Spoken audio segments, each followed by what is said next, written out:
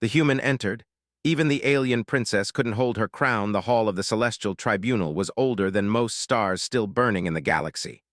Its walls were grown, not built, shaped from living crystal that glowed softly with ancient energy. Every sound echoed, every movement watched. This was the place where empires were judged, where wars were approved or erased with a single command. Only royalty, elders, and species older than recorded history were allowed inside. At the center of the hall sat the alien princess. Her crown was not made of metal or jewels. It was a living symbol, woven from light and biocrystal, responding to her thoughts and emotions. It floated slightly above her head, adjusting itself as she moved. She was young by her species' standards, but no one dared to mistake her youth for weakness. Entire systems had bowed because of a single word from her lips. She watched the assembly with calm confidence. Representatives from hundreds of species filled the tiered platforms around the hall. Some wore armor grown into their flesh. Others floated in energy fields or mechanical shells. All of them shared one belief: this was not a place for surprises. That belief shattered when the doors opened. The doors of the tribunal had not opened unexpectedly in over 5,000 cycles. They responded only to approved genetic signatures and ancient codes. When they parted on their own, a ripple of confusion spread through the hall. A figure walked in. He was small compared to most species present. No armor, no visible weapons, no royal markings. He wore simple dark clothing, practical and unadorned. His posture was straight, his step steady, his expression calm. A human. Murmurs exploded instantly. Impossible. How did it pass the gates? A mistake. Remove it. Humans were known but not respected. They were traders, diplomats, explorers, survivors, yes, but not rulers. They were invited to outer councils, never to the tribunal itself. The princess raised one hand and the hall fell silent. Her eyes studied the human carefully. He did not look around in fear. He did not bow. He did not kneel. He stopped at the center of the floor, exactly where petitioners were meant to stand, and waited. "You are far from where your kind is permitted," the princess said. Her voice was smooth, carrying easily across the chamber. "State your name and the reason you interrupt this gathering." The human met her gaze without hesitation. "My name is Elias Ward," he said. "I am here to speak for humanity." A soft ripple of amusement moved through the crowd. "Humanity has no standing here," one elder hissed. "Escort him out," another demanded. The princess leaned back slightly, her crown shimmering. "And yet you are here," she said, curiosity creeping into her tone. "You bypassed protections that have held since before your species learned to leave its home system. That alone makes this interesting." Elias inclined his head slightly, not a bow, but an acknowledgement. "I did not bypass them," he said. "They allowed me entry." That earned laughter. The princess smiled faintly. "The gates do not make mistakes." "No," Elias agreed. "They remember." The word lingered in the air. Some of the elders shifted uneasily. The princess's fingers tightened slightly on the arm of her throne. "Explain." "Long before this empire crowned its first ruler," Elias said, his voice calm and even, agreements were made, safeguards were placed. Conditions set for when the balance of the galaxy shifted too far in one direction. He raised his eyes to the living crystal ceiling. The gates recognized that condition. The hall grew quiet, not because the words were understood, but because of how they were spoken. There was no arrogance, no challenge, only certainty. "You speak of legends," the princess said coolly, "myths told by species who feared losing control." "Every myth begins as a warning," Elias replied. A few representatives exchanged glances. The princess stood. When she rose, the hall reacted. Energy pulsed through the walls. The crown above her head brightened, asserting her authority. She descended the steps slowly, her gaze never leaving the human. "Humans are known for surviving," she said. "You endure harsh worlds, you adapt. But survival is not the same as rule. You mistake curiosity for permission." Elias did not move as she approached. "We have never mistaken the two," he said. "That is why we survived." They stood only a few steps apart now. Up close, the difference between them was clear. She was taller, her form elegant and powerful, her presence overwhelming.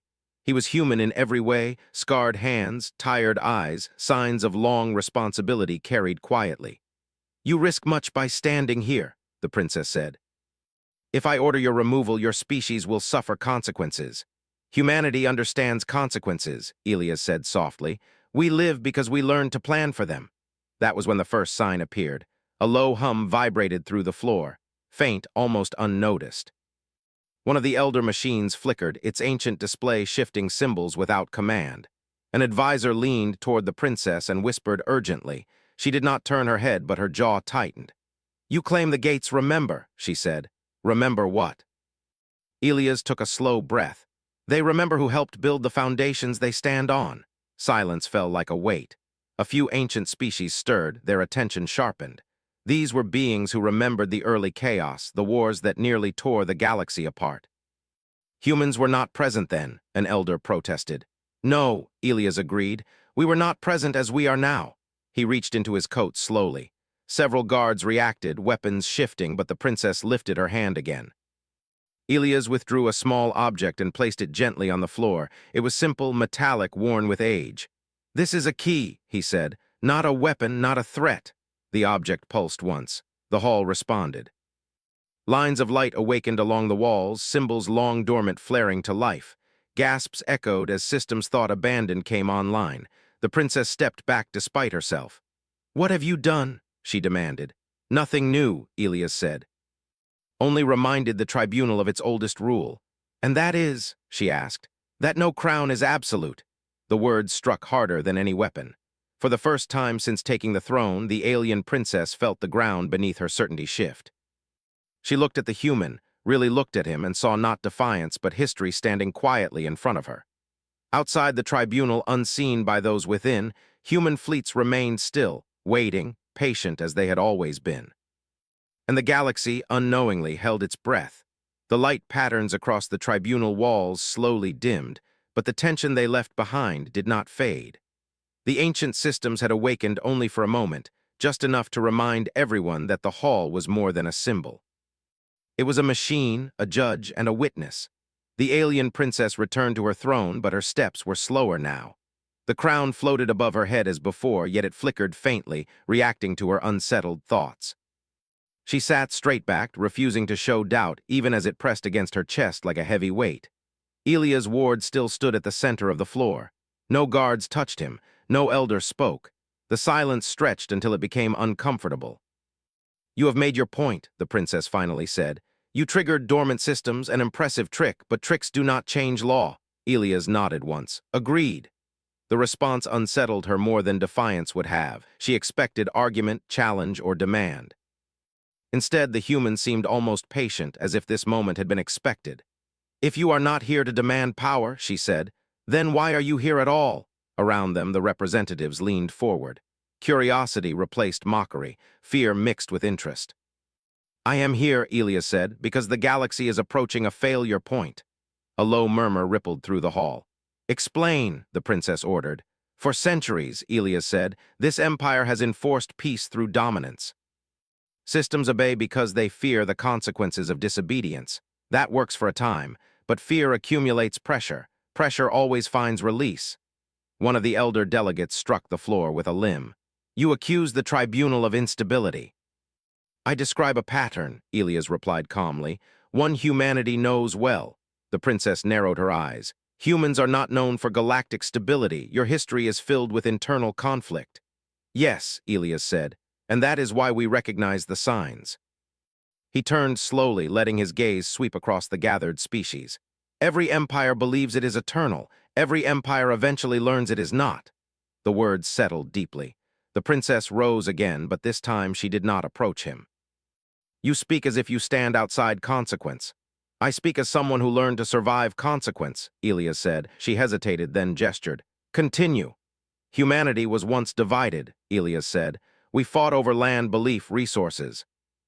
We nearly erased ourselves more than once. Each time, survival forced us to change, to cooperate, to restrain power before it destroyed us."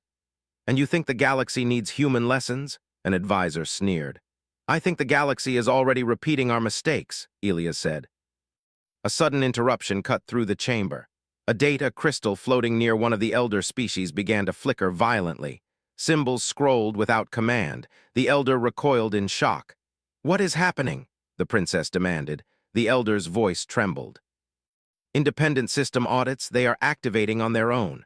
More displays across the hall lit up. trade routes, military deployments, resource extractions, hidden alliances, all revealed without permission. The princess stood frozen as information long restricted to royal access unfolded before the tribunal. "This data is classified," she said sharply. "Was," Elias corrected gently. Her gaze snapped back to him. "You are behind this." "No," Elias said. "The tribunal is." She stared at him, incredulous. "You triggered a safeguard," he continued.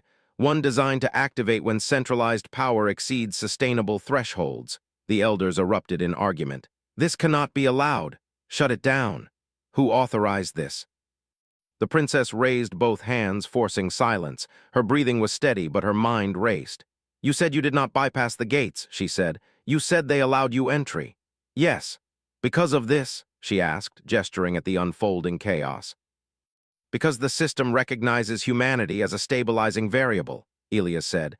The words felt unreal, yet the evidence surrounded them. An ancient being, one whose species predated the empire itself, finally spoke. "The humans are not wrong," it said slowly. "These protocols are older than the crown." The princess turned sharply. "You knew of this?" "We all did," the ancient replied. "We chose to forget." Her hands curled into fists. "Forgetfulness is not innocence," Elias said quietly. She looked back at him, anger and something else mixing in her eyes. "You walk into my court, activate hidden systems, and claim moral authority. You expect no retaliation." "I expect reaction," Elias said. "That is why I am here." "Then speak plainly," she snapped. "What does humanity want?" At last, the question everyone feared was asked. Elias did not answer immediately. He took a moment as if choosing words with care. "Humanity wants balance," he said. "Not control, not crowns, balance." Laughter broke out again, sharper this time. "A pretty word," an elder mocked. "Meaningless." "It is not meaningless," Elias said. "It is difficult, that is why empires avoid it." The princess descended the steps once more, stopping halfway. "You ask us to surrender authority," she said. "I ask you to share responsibility," Elias replied. "And if we refuse," Elias met her gaze, "then history continues its cycle." A warning, not a threat. She studied him, truly studied him, and for the first time saw exhaustion beneath his calm. The kind earned through long preparation. "You are not alone," she said slowly. "No," Elias agreed. "I never was." As if on cue, a message alert pulsed through the hall. One of the outer systems had declared neutrality. Another followed, then another. "Impossible," an advisor whispered. "Those systems swore loyalty." "They swore obedience," Elias said. "There is a difference." The princess felt the room slipping away from her, not through force, but through choice. She straightened, lifting her chin. "You have disrupted order." "Yes," Elias said, "so something stronger can replace it." The crown above her head dimmed briefly, reacting to her doubt. She noticed. So did everyone else. A quiet gasp spread. For the first time in generations, the symbol of absolute rule hesitated. The princess inhaled deeply. "This session is adjourned," she declared. "The human will remain under observation." Guards moved, but cautiously now, unsure of themselves. Elias did not resist as he was escorted to a waiting chamber near the hall. His face showed no victory, only focus. As the doors closed behind him, the princess remained standing in the tribunal, surrounded by fractured certainty. She looked at the ancient system still glowing faintly. And for the first time since wearing the crown, she wondered whether it rested on her head by right or by borrowed time. The chamber where Elias Ward was held was not a prison, but it was not freedom either. Its walls were smooth and softly lit, shaped to be calming, not restrictive. No restraints bound him. No guards stood inside. Still, the air itself felt watchful, as if the room was listening. Elias sat on a simple bench, hands resting on his knees, eyes closed. He was not meditating, he was remembering. Above the chamber unseen, layers of observation systems studied him. Biological scans, psychological models, probability engines older than many civilizations. They searched for deception, aggression, instability. They found none. The alien princess stood in a private observatory overlooking the tribunal hall. The massive chamber below was empty now, but echoes of the earlier confrontation still seemed to hang in the air. Her crown floated above her head, dimmer than usual, responding to thoughts she did not like to admit. An advisor approached carefully. "The human has been contained." "Contained?" she repeated, her voice sharp. "Observed," the advisor corrected quickly. She said nothing. For the first time in her reign, the princess felt surrounded by information she did not control. Systems once loyal now acted independently. Councils demanded explanation. Border worlds questioned directives that had gone unquestioned for centuries. And at the center of it all stood one human, sitting quietly in a room. "Bring the historical archive forward," she said at last. A projection bloomed before her, ancient records pulled from sealed memory vaults. Most rulers never bothered with such data. It was easier to rule the present than to study the past. She was beginning to understand the cost of that choice. The records spoke of a time before the empire, before crowns and thrones. A time of chaos, when the galaxy burned with conflict. Species rose and fell quickly, driven by fear and hunger for control. And there, woven faintly through the records, were references to something unexpected. Observers, stabilizers, a species unnamed, operating at the edges of known space, intervening rarely quietly. Always after devastation, never before, leaving behind frameworks, safeguards, and rules meant to prevent the same collapse from happening again. The princess's breath caught. "These records were sealed," she whispered. "They were sealed because they frightened those in power," the advisor said softly. The princess closed her eyes. Humans. In the observation chamber, Elias opened his eyes as the door slid open. The princess entered alone. No guards, no advisors, no audience. This was not a trial, it was a conversation. "You planned this," she said without greeting. Elias stood slowly. "Humanity prepared for this?" "You destabilized an empire," she said. "I exposed pressure fractures," he replied. "They were already there." She paced the room, controlled but restless. "You speak as if collapse is acceptable." "Collapse is not the goal," Elias said. "Correction is." She stopped in front of him. "You assume you know better than those who ruled for centuries." "No," he said gently. "I assume no one rules perfectly forever." Her jaw tightened. "Then explain to me," she said, "why the ancient systems recognize humanity as stabilizers." Elias was silent for a long moment. "When humanity first reached the stars," he said, "we were not strong. Not compared to others, our ships were fragile, our numbers small. We survived by watching, learning, helping quietly." "You interfered," she said. "We repaired after destruction," Elias corrected. "We rescued survivors, shared food, rebuilt infrastructure. We did not take territory." Her eyes flicked away. "That is not how power is gained. That is how trust is built," Elias said. He stepped slightly to the side, respectful but firm. "We learned something early. Power taken creates resistance. Power shared creates stability." "You expect me to believe humanity chose weakness," she said. Elias shook his head. "We chose patience." The crown above her head pulsed faintly. "While empires fought," he continued, "humans cataloged failure. We studied why alliances broke, why systems collapsed. We asked not how to win, but how to endure." She folded her arms. "And now you emerge." "Yes," Elias said, "because the galaxy is nearing the same edge humanity once stood on." Silence settled between them. Finally, she asked, "What happens if I refuse your balance?" Elias met her gaze. "Then the safeguards will continue activating, not because humanity commands them, but because the galaxy demands correction." Her voice dropped. "And if I remove humanity?" "You cannot," Elias said simply. She bristled. "You threaten me in my own court." "I state reality," he replied. "Humanity does not exist in one place. We exist in networks, systems, relationships. Remove us and entire sectors destabilize." She stared at him, searching for arrogance. She found none. "You are not conquering," she said slowly. "You are positioning." "Yes," Elias said. "So when the shift happens, it does not become catastrophic." Outside the chamber, alarms echoed faintly through distant corridors. Reports flooded in. 3 border fleets had stood down. 2 elder species had invoked neutrality clauses last used in pre-empire times. The princess closed her eyes briefly. "My crown reacts to truth," she said quietly. "It always has." Elias said nothing. "When you spoke in the tribunal," she continued, "it dimmed. Not because you challenged me, but because it recognized something." She looked at him. "What did it see?" Elias answered carefully. "A moment of transition." Her breath caught. "You believe my rule is ending." "I believe it is changing," Elias said. She turned away, staring at the smooth wall. "I was raised to believe the crown was absolute. Humanity was raised believing nothing is," Elias said. She laughed once, sharp and humorless. "You truly believe this galaxy can be guided without force?" "No," Elias said. "I believe force must be the last option, not the first." She faced him again. And if others exploit that restraint? Then humanity responds, he said.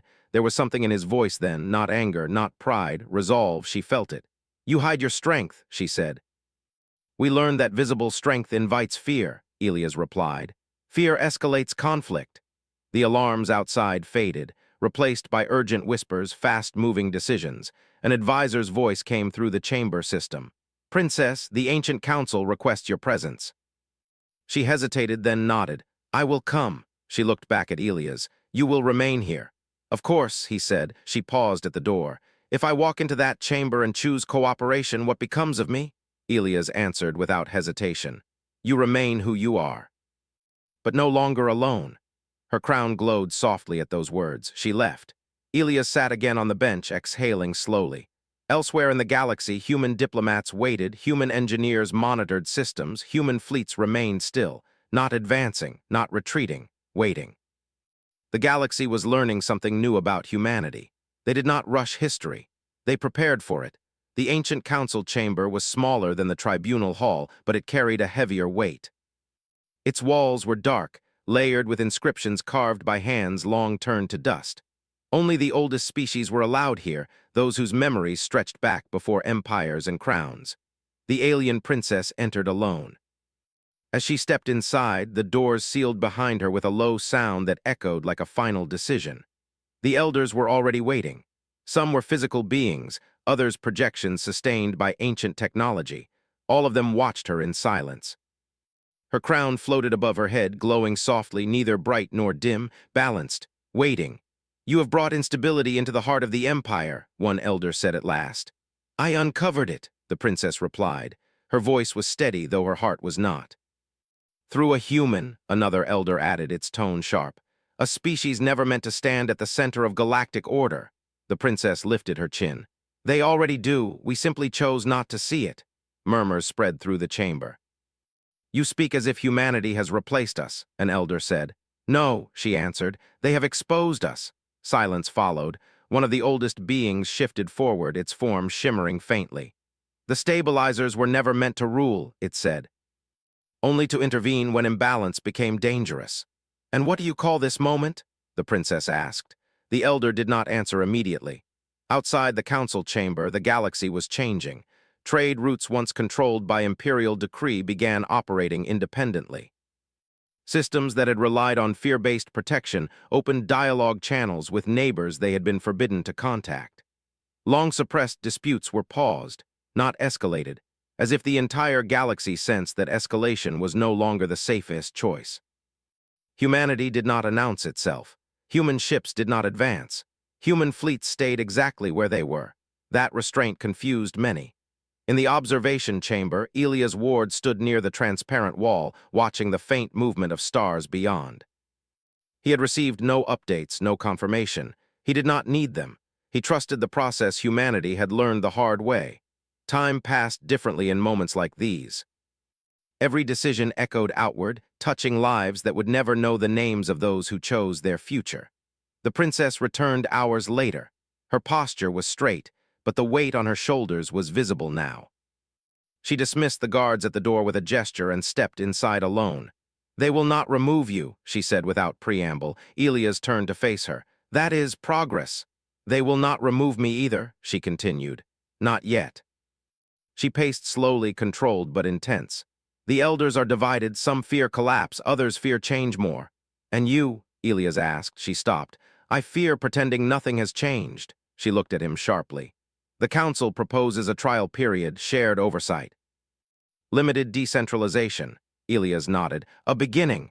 They demand proof, she said, that humanity's restraint is real. Elias smiled faintly. It always has been. As if summoned by the words, a new alert pulsed through the chamber system. A border conflict, long on the edge of erupting, had de-escalated. Both sides had accepted mediation offered by human envoys. The princess stared at the data. You didn't intervene militarily, she said. No, Elias replied.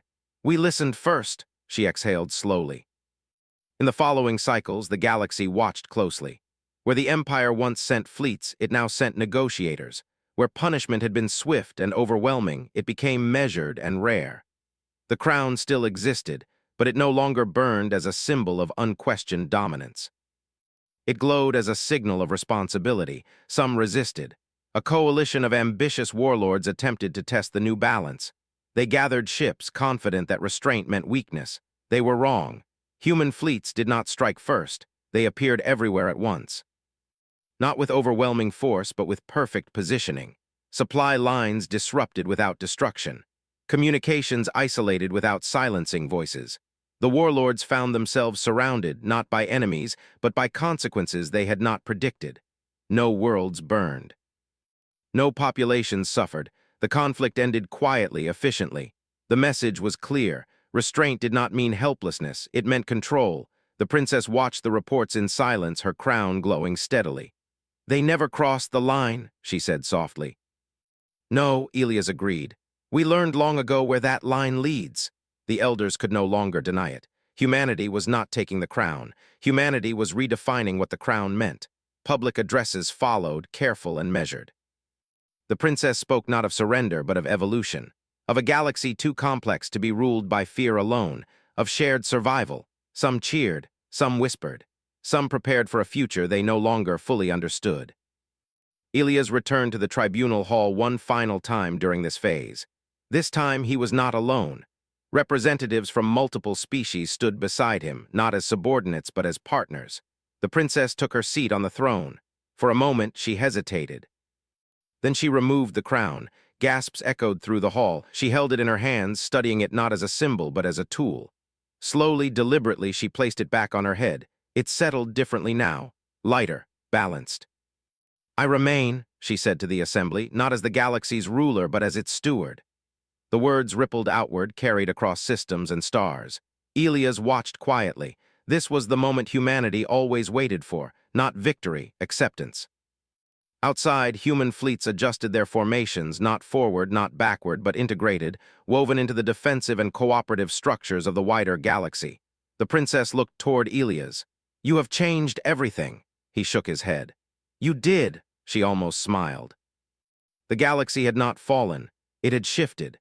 And humanity, once dismissed as weak, now stood at the center of that shift, not crowned, not celebrated, but trusted. That more than power was what truly terrified the old empires. And what gave the future a chance? The galaxy did not change all at once. It changed the way mountains erode, not in a single moment, but through countless small shifts that could no longer be reversed. In the cycles following the tribunal's transformation, systems that once waited for imperial commands began making their own decisions. Not reckless ones, careful ones, decisions shaped by dialogue instead of fear. It was unfamiliar, uncomfortable, and slow, but it held. The alien princess remained on her throne. Many had expected her to step aside. Others had feared she would cling to old authority. Instead, she did something no ruler before her had done. She listened. Her crown no longer blazed with dominance. It glowed softly, responding not to control, but to alignment. Advisors spoke more freely.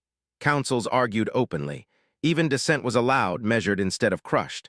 That alone sent shockwaves through the galaxy. Elias Ward did not stay at the center of attention. As soon as the balance stabilized, he faded into the background, just another human among many. He traveled often, rarely announced, moving between systems that requested guidance rather than orders. He refused titles. When asked why, he gave the same answer every time. Humanity doesn't need a throne to matter. The story of the lone human entering the tribunal spread anyway. It was told differently in every system. Some said he had challenged the princess and won. Others claimed he had defeated her without raising a hand. A few believed the crown itself had chosen humanity. The truth was quieter and far more unsettling, because the truth was that humanity had never needed permission. In distant regions of space, young civilizations studied the shift with awe. They learned that strength did not always announce itself, that patience could outlast power, that survival repeated long enough became influence. Old empires struggled, some adapted, some did not. A few tried to return to the old ways, tightening control, punishing independence. Those empires found themselves isolated, not attacked, but ignored. Trade slowed. Alliances faded. Influence dried up like a river cut off from its source. No fleets arrived to punish them. None were needed. The princess watched these developments from the high balcony overlooking her capital world. The city below glowed with life, not ordered by fear but organized by cooperation. It was messier than before. It was also stronger. An advisor approached quietly. "The outer councils request clarification on your role moving forward," she smiled faintly. "Tell them the truth. And that is, that I hold the crown," she said, "but I do not hold the galaxy." The advisor bowed and departed. Later that cycle, she met Elias one final time before he left the capital system. They stood in a quiet garden grown from bioluminescent flora, far from the noise of governance. "You could have taken everything," she said. "The galaxy would have followed you." Elias shook his head. "We never wanted that." "You wanted change," she said. "We wanted survival," he replied. "Ours and everyone else's." She studied him for a long moment. "History will remember you," Elias smiled gently. "History will argue about us, that's better." As his ship departed, there were no ceremonies, no speeches, just a quiet acknowledgement from one being who understood power to another who understood restraint. Years passed, then decades. Humanity did not rise above the galaxy, it spread through it. Human engineers rebuilt failing infrastructure. Human mediators resolved disputes others could not. Human scientists shared knowledge freely but never forced adoption. When conflict arose, humans were there, not as conquerors but as anchors. The phrase human patience entered common speech. So did another. "Do not wake the humans," not as a threat, as a warning against reckless ambition. The alien princess aged slowly by her species measure. Her rule became a reference point not for dominance but for transition. Future rulers studied her reign as the moment the galaxy learned a new way to exist. On the day she finally stepped down, she did not name a successor. She named a process. The crown dimmed and then dissolved, its purpose complete. No one panicked, no wars erupted. The galaxy did not fracture, it adapted. Far away on a quiet human world, Elias Ward walked along an open plain beneath a wide sky. He was older now, his steps slower, his hair marked by time. He watched children play, unaware of the role their species had come to hold. That was as it should be. Humanity had never sought to be feared, only respected, only trusted.